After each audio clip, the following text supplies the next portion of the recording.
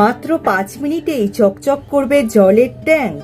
জেনে নাও জলের ট্যাঙ্ক পরিষ্কার করার এই সহজ ট্রিক্স।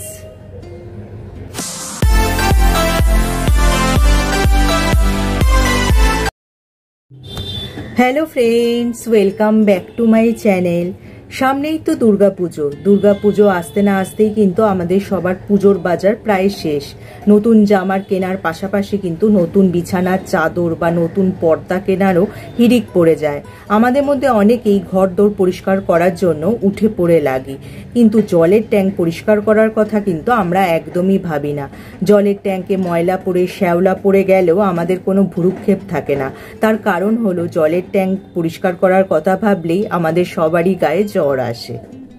আসলে জলের ট্যাঙ্ক পরিষ্কার করা কিন্তু আমাদের মধ্যে অনেকেরই কঠিন কাজ। এই জলের ট্যাঙ্ক পরিষ্কার না করলে কিন্তু তাতে ময়লা জমে বা ব্যাকটেরিয়া জমে আমাদের শরীরে সংক্রমণ হতে পারে। তাই সঠিক সময়ে কিন্তু জলের ট্যাঙ্ক পরিষ্কার করা খুবই দরকার।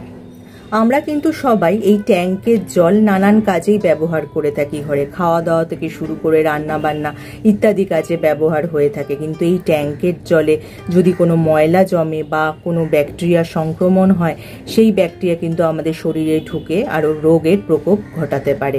তাই সঠিক সময় ট্যাঙ্ক পরিষ্কার করার প্রয়োজন। তাই আজকে যে ভিডিওটা শেয়ার করব সেটা হলো নির্ঝঞ্ঝাট উপায়ে কত সহজে এই জলের ট্যাঙ্ক পরিষ্কার করা যায়। চলো তাহলে সেটা জেনে নিই। প্রথমেই বলবো, ট্যাঙ্ক পরিষ্কার করার জন্য কিন্তু ট্যাঙ্কটা কিন্তু পুরো খালি করে নিতে হবে। ট্যাঙ্কের যে আউটলেট ভাল্বটা থাকে সেটা দিয়ে কিন্তু পুরো ট্যাঙ্কের জলটা বার করে নিতে হবে। সামান্য একটু জল থাকলেও সেটা একটা টাওয়েলের সাহায্যে কিন্তু এই জলটাও পরিষ্কার করে নিতে হবে।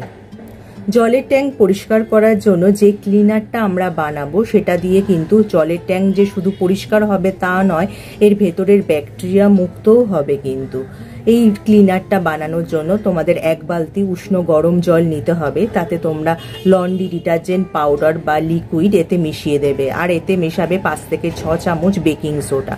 এই তিনটেকে খুব ভালো করে মিশিয়ে এই জলের ট্যাঙ্কে তোমাদের পুরোপুরি দিয়ে পরিষ্কার করতে হবে। এবার স্পঞ্জ বা কাপড়ের সাহায্যে ট্যাঙ্কের সব জায়গায় পরিষ্কারের মিশ্রণটি লাগিয়ে ভালো করে ঘষে নিতে হবে। ট্যাঙ্কের সমস্ত অংশ ভালো করে পরিষ্কার করতে হবে। এর জন্য তোমরা ওয়াইপারে একটি কাপড় রেখে দিতে পারো, যাতে তোমাদের ট্যাঙ্কের ভিতরে না গিয়ে বাইরে থেকে ভেতরের অংশটি পরিষ্কার করে নিতে পারো। এছাড়া ট্যাঙ্কটি পরিষ্কার করতে তোমরা এটির ভিতরের পরিষ্কারের দ্রবণ যেটা বানিয়েছো সেটা একটু একটু করে ঢালতে পারো, বা ট্যাঙ্কের আকার মাফিক লম্বা একটি হ্যান্ডেল সহ ব্রাশ ব্যবহারও করতে পারো পরিষ্কার করার জন্য।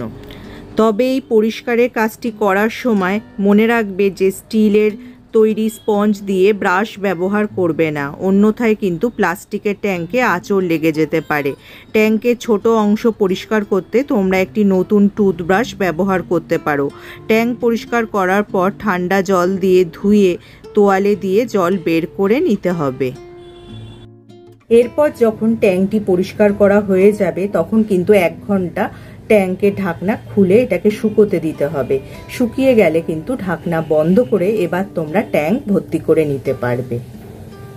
এইভাবে কিন্তু সহজ উপায়ে তোমরা জলের ট্যাঙ্ক পরিষ্কার করে নিতে পারবে এবং ট্যাঙ্কের ভেতরের ব্যাকটেরিয়া মুক্তও কিন্তু তোমরা অতি সহজে করে নিতে পারবে।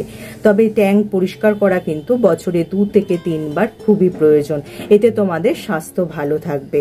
তাহলে যদি ভিডিওটা তোমাদের কাজে আসে বা উপকারে আসে, লাইক আর শেয়ার করতে একদমই ভুলো না। যারা আমার এই চ্যানেলটা প্রথম দেখছো, চ্যানেলটাকে অবশ্যই সাবস্ক্রাইব করে নিও এরকম উপযোগী ভিডিও আরও দেখার জন্য। তার পাশে যে বেল আইকনটা আছে ওটা প্রেস করে অন করে দিও, যার ফলে যখনই আমি ভিডিও আপলোড করব নোটিফিকেশন তোমাদের কাছে পৌঁছে যাবে। আজ তাহলে আসি, আবার দেখা হবে আগামী পর্বে।